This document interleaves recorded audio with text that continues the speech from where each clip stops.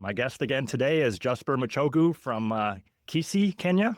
And Jusper, it's been 2 years since we talked. What's new in your community maybe in the last couple of years?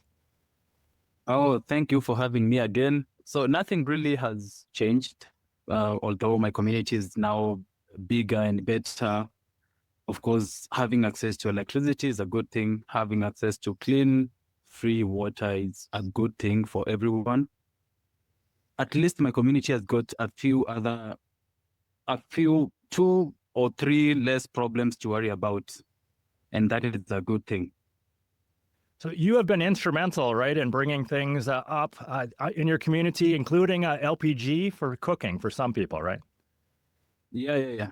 We have done about over 150 families have access to clean cooking, which is a deal breaker. Like it's a big thing.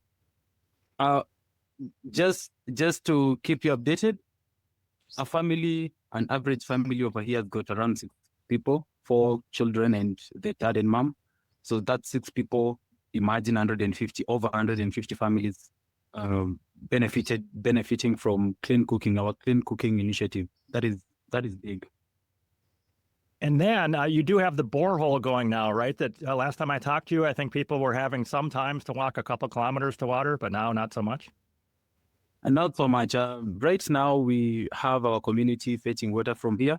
They don't walk uphill, like the river is 600 meters away, if you look at the terrain, it's steep.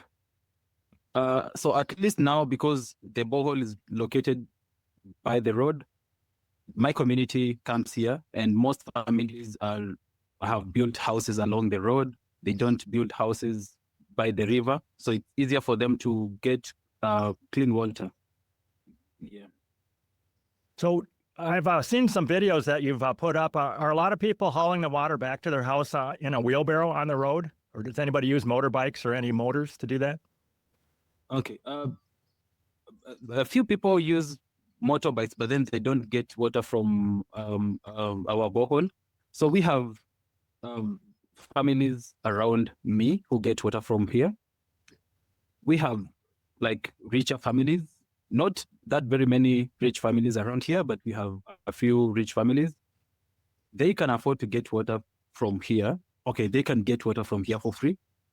If they want to hire a bike to fetch water from here, we don't allow that because we want the poorest people in our community to benefit from this. That is our motto. So, the poorest families, those who cannot afford to hire a motorbike. And that is 99% of the families in our community. So they just come here. Some have wheelbarrows, just a few. It's mostly women fetching water. So those women, they don't like pushing the wheelbarrows. And it's I'd say 40% have access to a wheelbarrow. So they usually just have water in buckets and then they carry the load on their heads. You have hooked up a lot of houses to the electrical grid, right? So people have electric lights, for example, in their houses now more often? Yeah. Last year, we had an amazing initiative. So we were trying to connect literally every other family that does not have electricity in our community to the national grid. We connected over 67 families to be exact. We were doing the wiring, we come to your place, we do the wiring, we drop a cable from the pole to your house, we process a meter because, of course, you have to have an electricity meter. So we process that for you, and then everything, we tell you buy the bulbs, the 5-watt bulbs. Those cost about 5 of them go for $1. So we just tell you, okay, one goes for $1. So we tell you buy 5 of them, and that is it. So that is the only cost that you're going to incur. You have electricity at your home. We were building electricity lines. There are people who are far from the main line. So if you are you need maybe 5 poles or 6 poles or 2 poles, we were building the lines. It's not an easy job because from time to time you have to find, the people up there and talk to them and talk to them, and that is how you get the work done. Otherwise, Yeah, but that is the much that we have done so far. And you personally are the driving force behind a lot of this stuff in terms of, like, for the borehole, there was infrastructure that needed to go around it, and you personally designed some of that yourself, didn't you? Yeah. I did, and I'm proud to have done some of that. Yeah. And do you do any of the actual hooking up the electrical work yourself, or do you hire someone to do that? So I had like an electrician and somebody helping the electrician, but then I literally working with that person every other month for 9 months.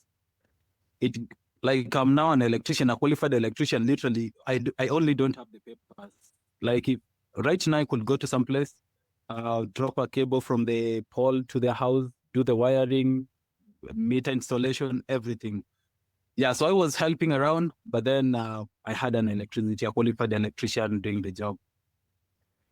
Yeah, so you are a total force of nature. I'm so excited about what you're doing. And it's such a contrast, as I was mentioning before we hit record. I'm just reading this article from the BBC by Marco Silva. What is he, some sort of disinformation reporter for BBC?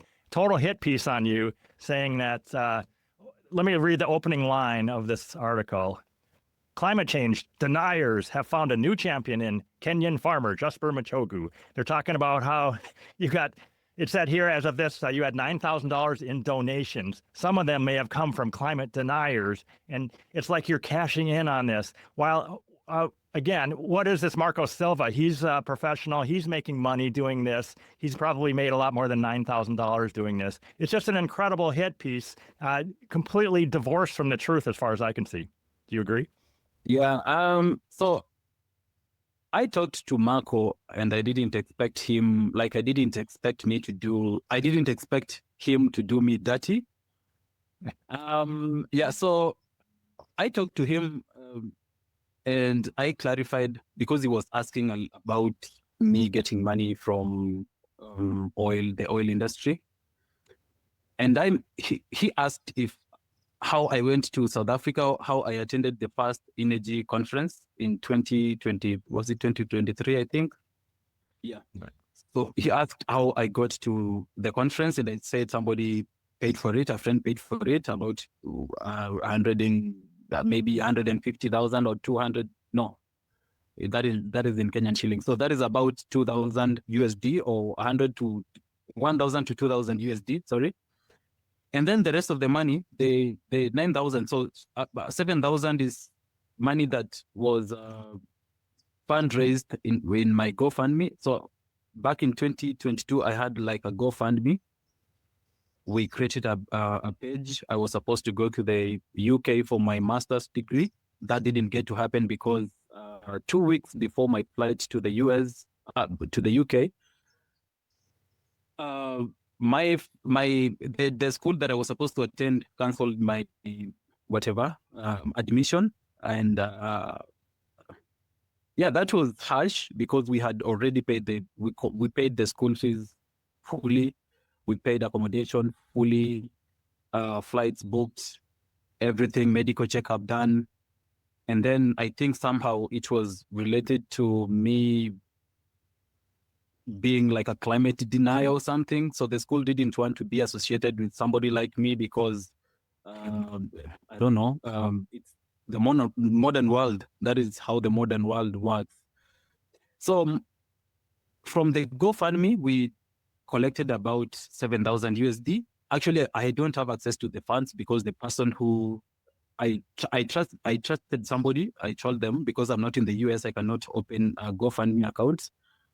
Can you please help me do it? And they did that. But then after the school, we were supposed to also we had the option of refunding the money to the people who donated the money. But then it took a while, and then GoFundMe told us that we cannot refund the money because it was like after a duration of 1 year or something. And then the person said that if now he returns them, if he sends the money, if she sends the money to me, she's going to be in trouble. Somebody's going to sue her or something. Basically, I don't have access to the funds. That person has got all the funds today, 2.5 years later. So yeah. I do think it's mind-blowing that you got canceled for your climate views. The left-wingers are supposed to value diversity, and they're supposed to value people in developing countries. And you had a chance to go to Europe, to go to school, and they stood in your way because they didn't agree with your climate opinions. Do you think that's a moment in time that things might be changing, where if you were to try that again, even now, they might let you, or would they still block you 2 years later, 3 years later? I think Europe is just screwed in terms of, like, Europe is all about climate shenanigans. If they looked me up online, they wouldn't allow me to school in their country. They wouldn't. So as far as travel, you are allowed to freely travel within Africa. I guess that's no problem. You can go down to Cape Town. You just were there, right? And you can freely move around within Africa, but you have a problem. You tried to go to the U.S. and that didn't work either. Yeah. Traveling around this continent is so easy. If I'm going to, the only problem is usually the currency, like I have to exchange currency. So moving around the continent, it's so easy. If I was going to Cape Town, it's super easy. The only problem is money. Me having Kenyan shillings, I find myself like 6 hours later, I'm in Cape Town, South Africa, and my currency doesn't work. They only exchange dollars, euros, Australian dollars, Canadian dollars, the big money. But Kenyan shillings, not recognized. Yeah, so I was supposed to travel, but before that, some countries are hard to get into, like Togo, I think, and some other African countries, maybe Morocco. Yeah, just a few. But then most of the countries are easier to get into. I was supposed to attend a conference in the US in April. Everything was paid for, accommodation paid for, flights paid for fully, everything paid for. And the organizer even wrote to the embassy. They told the embassy that they were going to cover every expense. And actually, I was literally going to be given like a small thank you for attending the conference. But then I went to the US embassy in Kenya. They asked for my passport. I gave them my passport. They asked for the confirmation. There is like a visa confirmation number. I gave them that. And then they asked, I had other documents. And they asked like 4 questions. Are you married? No. What do you do? Farmer and fossil fuel for Africa. The normal stuff. And then they just said, oh, I'm sorry. Like, it didn't even last for 1 minute. They interviewed less than 1 minute and they just said, no, sorry. That was it. But you said maybe this time you weren't targeted because almost everybody gets turned down, or like 95% or more? I'd say like 98%, because all of the people in front of me, only one person got a visa, their visa approved. Like, the person was old and then is like a professional, because I think of course, they always ask which countries have you been to. And if you say like, I've been to South Africa, Tanzania, Zimbabwe, Zambia, they don't care about that. They want to hear France, Germany, Yeah, so the person said that they have been to Australia in the past 1 year and Canada, and then they were going to the US, and that was it. They were saying, okay, the embassy said, okay, you have a green paper which says your visa is approved. But the rest of us, it was just no. Over 20 people, I was there, over 20 people got no, only one person got a yes. Okay. So that is like 99% or something. Is this the change in U.S. policy? And maybe if you had tried this 2 or 3 years ago, then you would have been able to do it, or no? With Trump, I think he's trying to protect the borders or something, or like migration is going to be limited. Like, I think it's the policies right now. During the Biden administration, I think if I applied for a US visa, I would have gotten one. Okay. Getting back to the money thing, have you had a chance to use Bitcoin outside of the country at all, or do you use stable coins for anything yet? No. I only do Bitcoin from time to time. No, locally, I only have only Bitcoin. In Kenya, the good thing is I can always change my Bitcoin from like Bitcoin to Kenyan shillings in an instant. So we have an app called Tando. Whenever I want to pay for stuff, I just I open Tando and then say I'm going to pay like 200 Kenyan shillings. That is like $2, and then it generates like a lightning address, and that takes me to my wallet, and that is it, like instant. I have been able to use Bitcoin in South Africa because in Cape Town, because we have a couple of merchants who accept Bitcoin, and there is like a big store, like supermarket called Pick and Pay, like you pick and pay. So in and it's like it's a big international, probably international store. So over there we have paid for stuff in Bitcoin severally, and that is a good thing. Well, I just looked up on Google Maps. It says that it's an 81-hour bus ride from Kenya to Cape Town. Does that sound right? That you went by bus most of the way or all of the way recently? Yeah, recently I boarded a bus from Cape Town. So I boarded a bus from Cape Town to Johannesburg. That took like 12 hours, maybe not 14 hours. And then from Johannesburg, I boarded a bus from Johannesburg to Tanzania, Dar es Salaam, the capital city of Tanzania. It took us 3 days, like 72 hours, more than 72 hours, because we were stopping from point to point, especially in Zimbabwe. Like Zimbabwe is just crazy, a crazy country. We will like the traffic police stop us here, and then like you can see the next traffic police post, maybe 200 meters away, and then we're staying here for 30 minutes. They're checking everything is in order, and then when you reach the other side, 200 meters away, they tell you, okay, you have to stop here, and then we have to do like check your stuff, check your documents. And there is a lot of corruption in Zimbabwe, and partly Zambia, but yeah. So from Tanzania to Kenya is about 18 hours or 17 hours. Yeah, so the whole journey was more than the 81 hours. So what was that like? It must have been incredibly tiring, or did you have a chance to get 8 hours of sleep anywhere, or you had to just sleep on the bus? Yeah, I was sleeping on the bus, but then it was a lot of fun. I enjoyed traveling by bus. I had the option of flying, but then I didn't want that. I just love buses, and whenever I get a chance to travel by bus, I'm always gonna choose that. What did you really enjoy about the bus ride?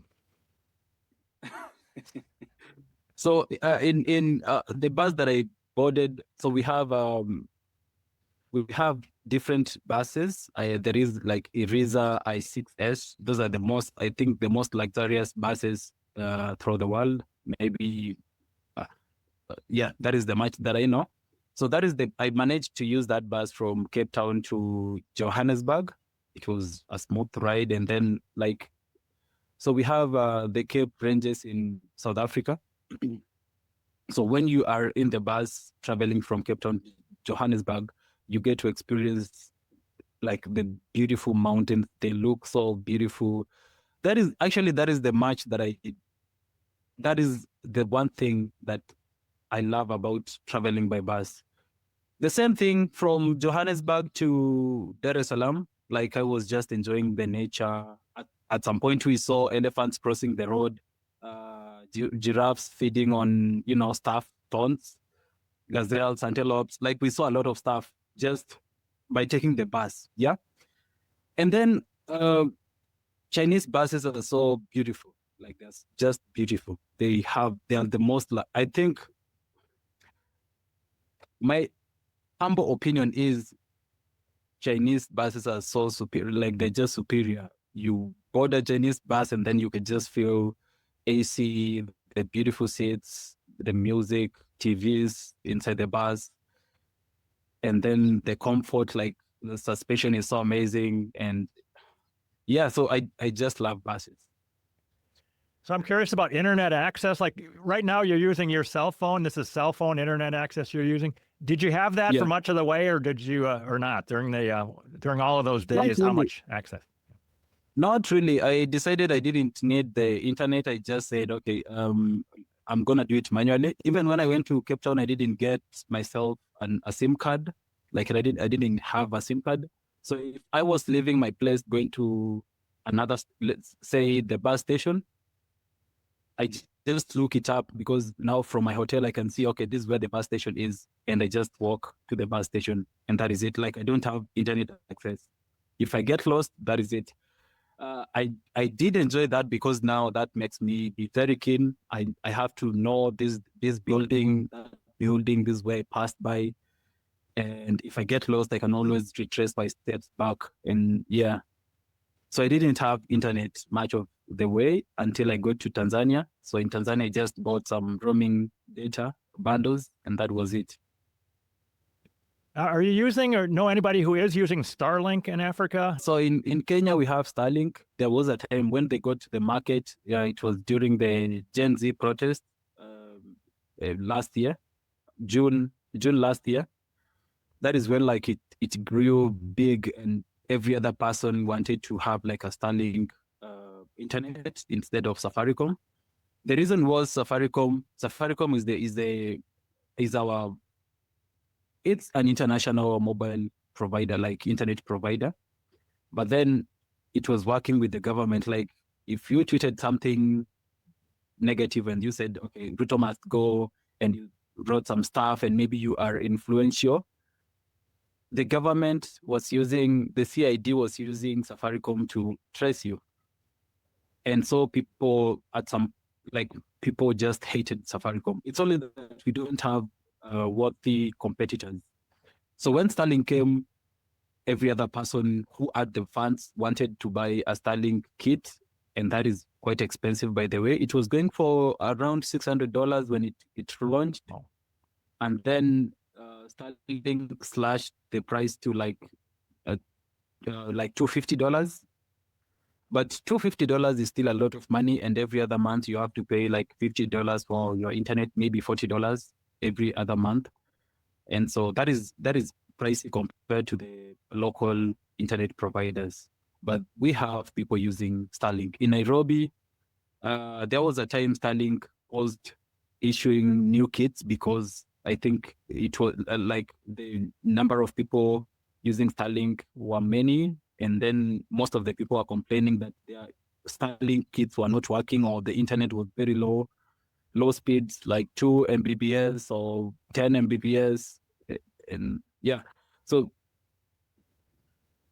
and the one thing, the last thing about Starlink, so people were really excited about Starlink, but once they had Starlink, and now we could read real time views from people with the Starlink kits.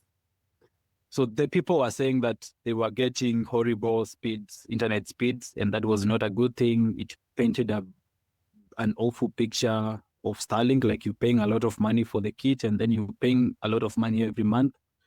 And at the end of the day, your speeds are so low, especially like during when it's raining or when it's cloudy, the internet speeds go down completely. And yeah, so just people who are waiting for the reviews opted for the local internet providers. Okay, and the internet you have now, that allows you to watch YouTube, or do people, are they able to stream Netflix there too? The local internet providers have done a good job. Sometimes I get speeds of up to 100 Mbps. That is very, very fast. So I can just stream stuff, watch stuff online, the normal. And by the way, Kenya is one of those countries leading in terms of internet providing or internet speeds, like in Africa, and actually in most parts of the world. And that is a good thing. That is why I think Kenyans, especially the Kenyan youths or Kenyans on Twitter, they are like well known and feared because they are bullies, internet bullies. Yeah. So it's because we have good internet. Last time we talked, you mentioned that a lot of houses do have electricity, but they don't have a lot of appliances because the appliances are so expensive. But do most houses or a lot of them have TVs now, for example? Not really. In my community, I'd say about maybe 5% have got access to a TV. Maybe 2% have got access to a kettle because now we have, of course, we have firewood, and that is like cheap. And electricity in Kenya is very expensive, by the way, very expensive. A kilowatt hour goes for about $22, sorry, in USD. And that is a lot of money compared to the US, which is like 14 cents, 13, 14 cents. In China, it's 8 cents. So our electricity is quite expensive. Even if people were to say, let's do clean cooking using electricity, it wouldn't make sense because we have far cheaper options like LPG and firewood. So it's just a few people who have access to a TV. Like people don't see they don't need TV. Most people don't need TV. They don't need microwave. They can always light a fire and cook food. And because like we are like in a rural place, a remote area, people grow their own food. They always want to cook fresh food, and that is a good thing. So most of them don't see the need to have a refrigerator. We do have, so fossil fuels for Africa. Over here we have like a washing machine. Like we wanted to do laundry for our community, but then that didn't work out because people prefer to do their own washing. And even when we said, okay, we can wash your duvets, the blankets, the beddings, just the beddings, because those ones are hectic to wash. People still prefer to do their hand washing by themselves. Unless it's free, and that doesn't make sense because electricity is expensive. Yeah. So people who are watching streaming video, it's mostly on their phones? Yeah, it's mostly on their phones. How about ordering stuff from Amazon? I don't know if we talked about that last time. Is it possible to order stuff and to town and you can go get it in town? Nobody does that. I don't think I will need anything from Amazon. I don't think. Maybe AliExpress. People in Kenya, especially now, because we have access to internet, people always want to get the best prices. And AliExpress gives us the best prices. Like I wouldn't get anything from Amazon even if I had the option, even if I had money. I would always order from AliExpress, and I know people who order from AliExpress. I have ordered screen protectors, my phone screen protector from AliExpress severally. Sometimes it takes like 2 weeks and I have the stuff tax-free, nothing. Like I just pay less than $1 and my screen protector is sent from China to Nairobi and then to Kisii, all free, nothing. Like it's just $1 for the cost of the screen protector, and that is it. So yeah, people order stuff from AliExpress, very cheap. Okay, and then the final couple miles maybe is for you to walk to Kisii to get it to get it to your house, right? Yeah, so I can always you have to take like a minibus. We refer to it as matatu in Kenya. So you take like a minibus all the way to Kisii, but then I don't have to go to Kisii. I can always, with AliExpress, I can always say my nearest town. Like there is a nearer town which is about 13 kilometers away.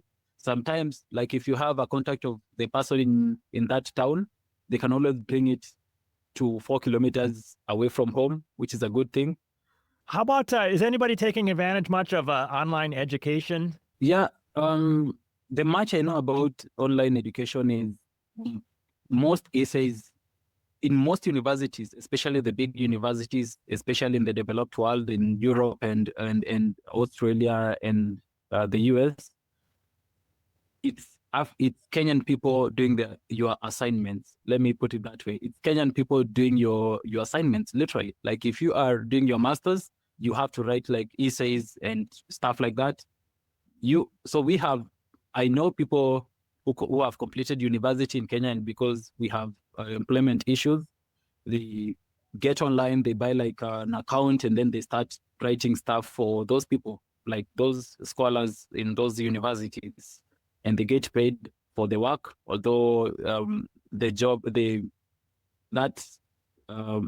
like it got flooded.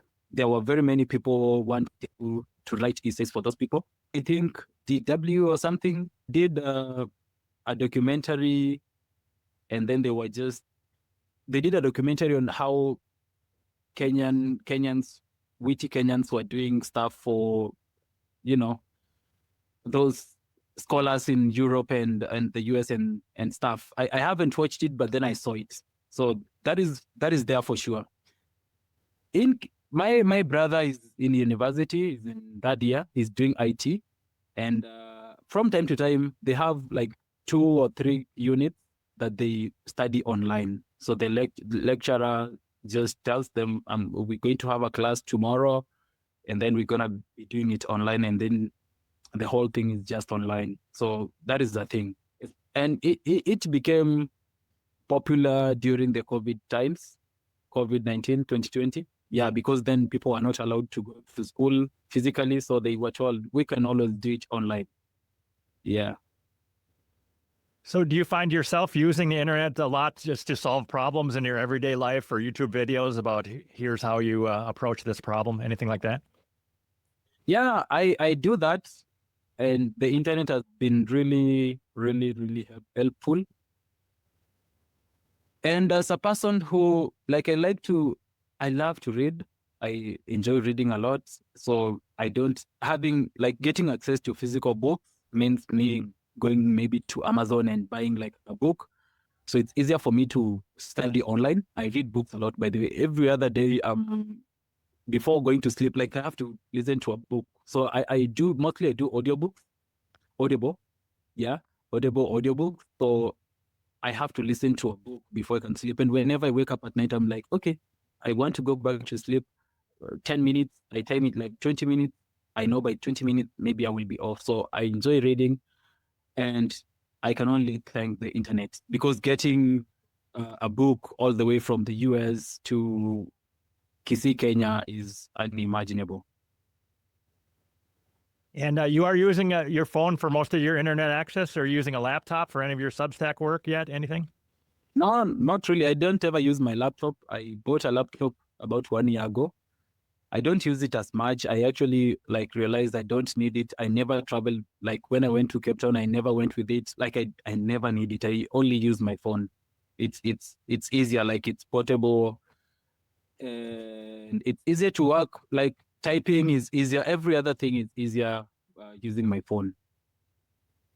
So I'm just curious, your friends and family, do they read your Twitter feed much? Are they into the climate skepticism or the details of what you're tweeting?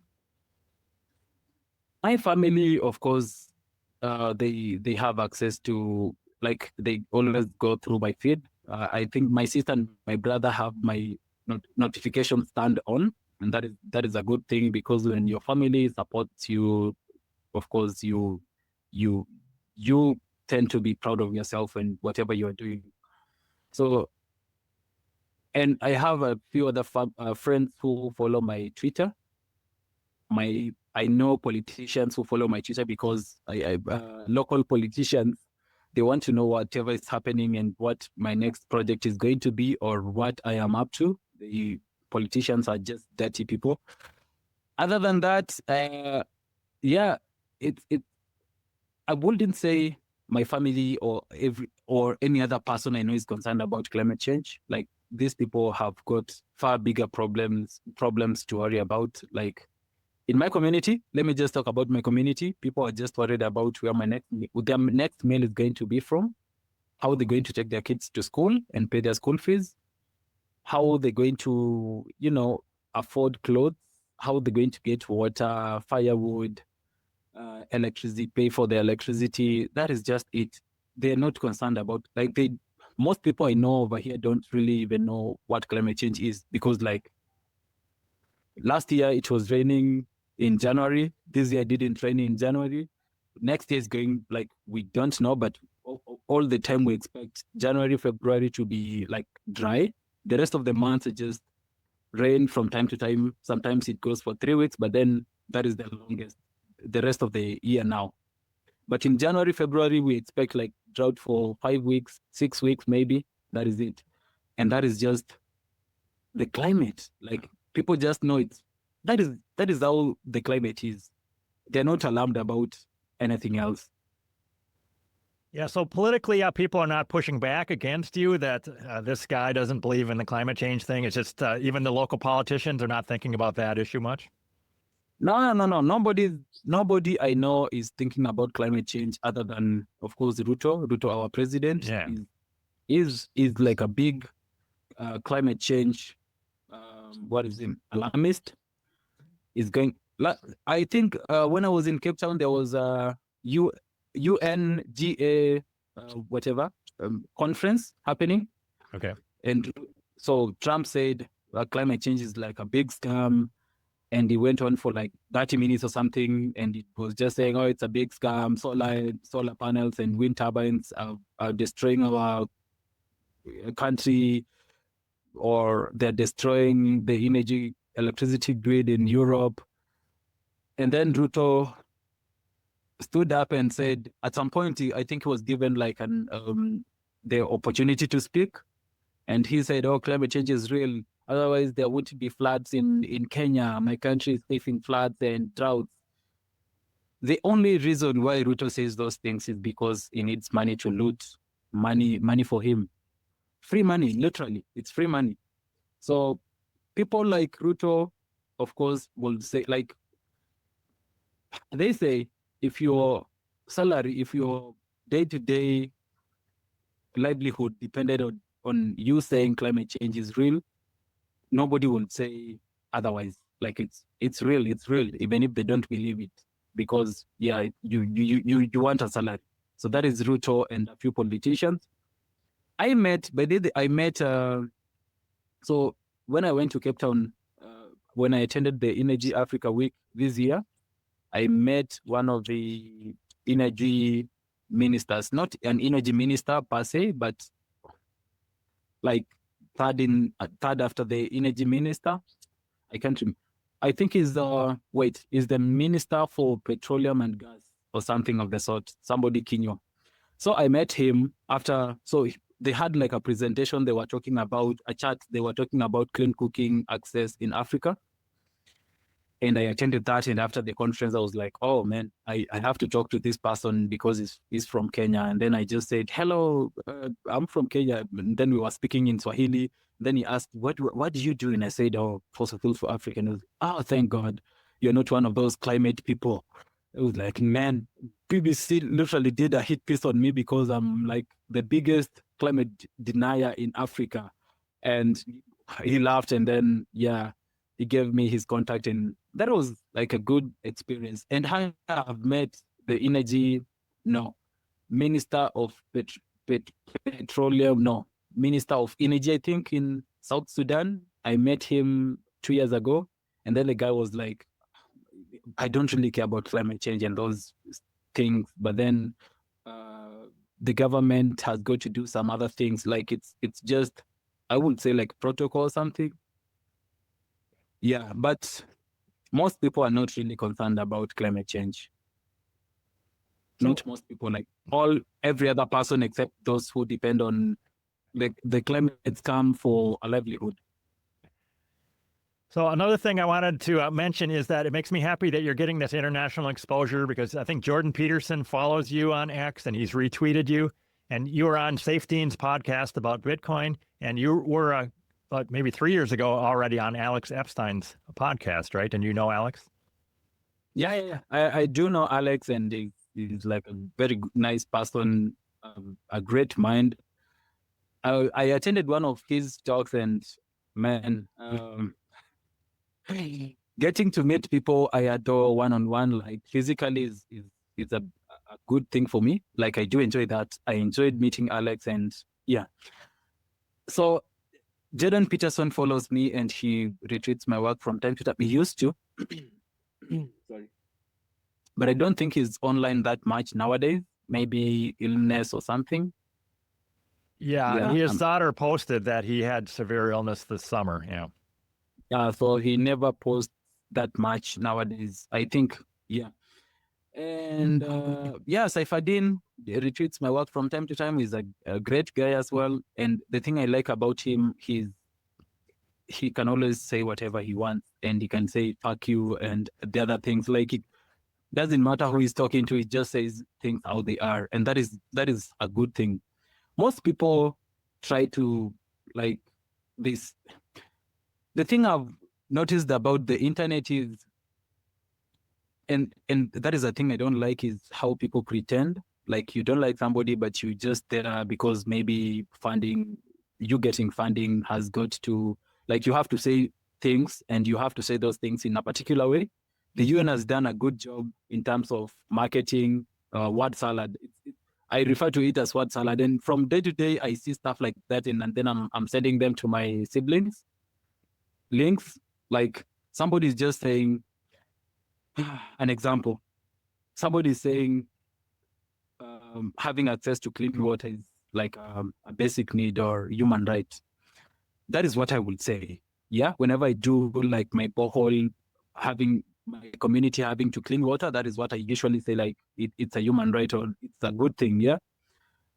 Word salad is how people sell their stuff, or it's how they get funding. They just say a lot of very many words. They saying freedom, love, dignity. Like, they just have 10 words and then they just find fillers. They're just saying, like, my community having access to water brings dignity to those people. They have been stripped of dignity and they deserve respect, and it makes them climate resilient. Word salad. I'm not able to do that. I think the world is headed to a place where authenticity, like, being authentic, is a bad thing. They just want word salads. Something that you just say is a human right can be written in 100 words, a whole paragraph which just says human. It's a human right. That is it. So the internet, man. Did you speak when you were down in Cape Town? I didn't speak. I was expecting to speak, but then I didn't speak. So the other thing I don't like about some of these conferences, especially our own conferences, like African conferences, is this is a bit sensitive, but I'm gonna say it. Yeah, and then let me just say it this way. So sometimes, from time to time, like, you attend a conference. It's a good example is the African Energy Week. You attend the conference and then you get there and you just see non-Africans. I'm avoiding, like, I don't want to say white people, but it's non-Africans presenting that, like, somebody from Europe is talking, like, that person has been given a platform and is lecturing Africans, and it's in an Africa Energy Week. Like, it's that is something meant for Africans, and it will be Africans dictating the terms or asking for, not aid, but investment. You attend a Bitcoin conference and you are there, you just watching people from outside the continent talking about Bitcoin, and you like it, but this was supposed to be Africa a Bitcoin conference. It should be African people talking about how from day to day they use Bitcoin or how it helps them. But then that is just the tiny picture. The bigger picture is those are the people who fund the conferences. Like, those are the people literally paying for the conferences. They are the people paying for higher, not accommodation, but like the conference hall. They pay for that. They pay for logistics. They pay for literally every other thing. And when they pay for those things, they expect to be given the first priority. Like, it's my people. If I'm giving you, let's say, 100,000 to have a conference, you must give me many slots so that I can talk about what I do, and maybe get funding and stuff like that. So people like me, without connections and money, it's not easy to get a slot. But then, luckily for Africa Energy Week, I think we are working something out with the organizers, and they have next year. Most likely, I'm going to be a speaker, and that is a good thing. Do you have any plans to attend other conferences that you can talk about, or isn't there some other big African Bitcoin conference coming up? Anything like that? Yeah, there is a Bitcoin conference coming up. It's going to be in Mauritius. I'm not going to talk about Bitcoin. I don't think I'm going to attend because, you know where the problem is.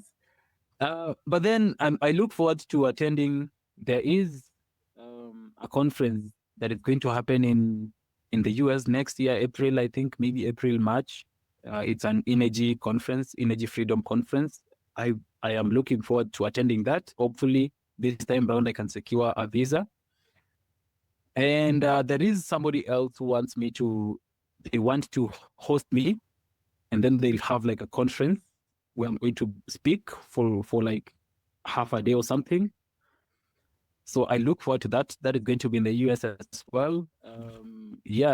I'm looking forward to some of those conferences. Others, not that much, because I go there and then I just find Africans talking about African stuff, and you look at them and you wonder, man, you don't know, you are not an African. That is just it. You're not an African. But I'm here listening to you talk about Africa. It's yeah. Sorry, I'm a bit frustrated thinking about that. No, as you're talking here, I'm just thinking it would be a dream if you could do like tour the US, for example, do a whole bunch of speaking engagements in the US. That would be wonderful. And just talk about what's on your Twitter feed. It'd be great, wouldn't it? I would love that, especially now the US. I would love that. Europe as well, because like Europe is one of those countries where people, especially the young generation, have been brainwashed by I think the education system is like that. It's designed to brainwash the youth, because that is where I've seen youth say, let's ban agriculture because it's one of those like big emitters. Let's ban agriculture. And you're like, where do you think your food comes from? If you ask that person, they would say, oh, it's from the stores. Yeah, so Europe, that is where organic farming is like glorified. That is where using your muscles toiling is glorified. Just stop oil instead of just stop toil. So Europe has got, if I found myself in Europe, like doing a tour in Europe and just meeting people or going to secondary or high schools or universities or colleges, I would love that. No, I've asked you this before, but I'll ask it again. Do you have any political aspirations that it would be another dream if you were in charge of Kenya, if you were the guy with all of your knowledge and your common sense? It'd be so good for the country, of course. It would. Yeah, there is a time about 2 months ago, some local politician frustrated us like in a big way. So we were disconnected from. We went protesting for electricity because we didn't have electricity for like a whole 2 weeks. We went to this power, like we have KPLC, Kenya Power and Lightning Company, KPLC. They are in charge of electricity distribution in Kenya. So we went to their offices because we had been calling them for many days, and we just decided, okay, let's go to their offices. Maybe then they'll take us seriously. So we went to their offices, camped there for a whole day. They sent their team. Like, that was very fast because we have other communities. Like, we have one community not far away from home who don't have electricity about 9 months later because their transformer had issues, and then the KPMC team took it. So with us, our transformer, they said our transformer had an issue, but then that was not the issue. The issue was, a few corrupt KPLC staff needed money for them to solve the problem, but then we didn't offer them the bribe. So they just disconnected the whole transformer. They said the transformer is going to stay like that until we complies with the community getting funds and then giving them, bribing them. So we said, no, we are not going to do that. We went to the office. We camped there. We demanded for electricity. The KPLC team was sent from the office. They came to the field. They looked at the problem and said, no, there is no problem. But then there is a team that deals with transformers. It's only that team that can solve that problem. And they were going to come the following day. And then the following day, we went to the office and then we camped there, like a group of very many people, like 20, 30 people, 40 people, camped there the whole day. The following day, we didn't come because KPLC called us and told us, go home. We're going to be there tomorrow, 100%. So we went home. The following day, they came, they solved the problem. They had like transformers, like 5 transformers in case that ours was faulty. They knew that they had to rectify our problem. They had to solve our problem. And it's because of the protest. So the KPLC team said that, of course, they marked me and my siblings. They said we were the leaders of that protest. So when they came to our home, they disconnected our line from one pole to another pole. To our pole, they took the conductors, the cables. So we were left without electricity. We stayed like that for about 2 weeks. Yeah, 2 weeks. The rest of the community had electricity, except those now from our home to the other side, because now that is where the line was disconnected. Yeah. After that, we went to the office severally. We talked to people. We wanted it to be aired, because now that is how. The only thing I didn't like was going down with many people, like creating enemies. And we came to realize that the local politician had put their hand in that particular issue, like they bribed the KPLC team to do that. And because they said that we were doing things that he should be doing.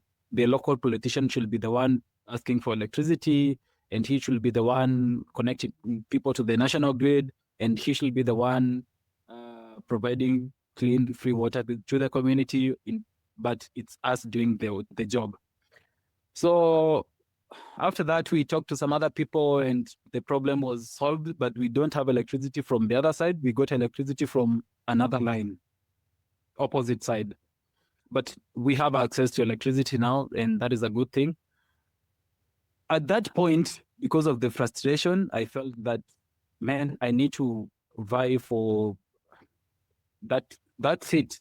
I strongly felt I've never wanted to be a politician. Like I never wanted to get involved with politics. But then at that one point, I was like, I need to be a politician because I can do it. This person is just frustrating us for no good reason. And by the way, because we have done this amazing work as Fossil Fuel for Africa, we have done amazing work in our community. And my brother's Bitcoin Chama is also doing a lot of good work in our community. We are just helping people or bettering their lives. People around us feel that I should be their leader, but then I just don't like politics. Right now, where I'm seated, at that particular point, I was like 90% sure I was going to vie for that seat. But right now that everything is just calm, I'm 99% sure that I won't be vying for that seat. Okay, very interesting. I totally understand what you're saying there.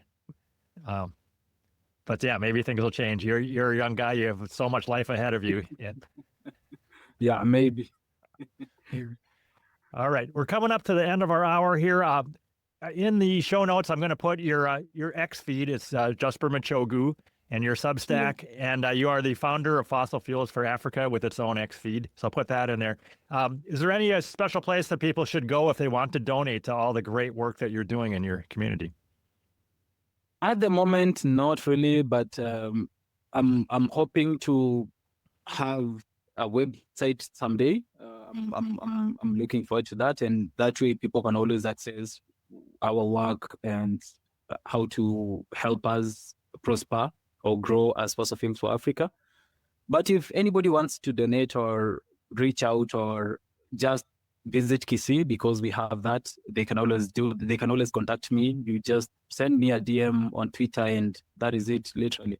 If you want to donate, if you want to visit us, if you want to see what Kisii is like, feel free to reach out at Jusper Machogu on X. All right. And there still is a problem with getting paid Substack set up, right? I think quite a few people would subscribe, but that doesn't work.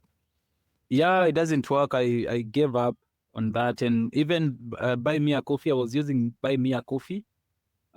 Right now, they want me to have, what is it called? Stripe account. I don't have a Stripe account. So there is some funds in Buy Me a Coffee. I don't have access to those funds. I don't know if written to Buy Me a Coffee. I don't know if I'm going to have access to those funds. But at the moment, it's mostly Bitcoin. Like with Bitcoin, it's just easier, faster, permissionless. You don't have to ask for permission. That is the easiest way for me to receive donations at the moment. All right. Any other points you want to make before we do wrap up here? So the last point I would love to make is, if you're watching this, just know that the future is Africa. They say the present is China, the past is the US and the European countries that are deindustrializing. The future is Africa. We have a young population. We have bright minds. We have an amazing climate. Like if you want to do something, if you want to live a good life, hit me up. You can always come visit, see, walk around. But I think the one thing that is going to drive us to economic prosperity is fossil fuels, our own fossil fuels for our own people, fossil fuels for Africa. All right. We'll end on that note. That's great stuff. And thank you for all the work you're doing. You really are a hero. You straight up are a hero. Thank you. Oh, thank you, Tom.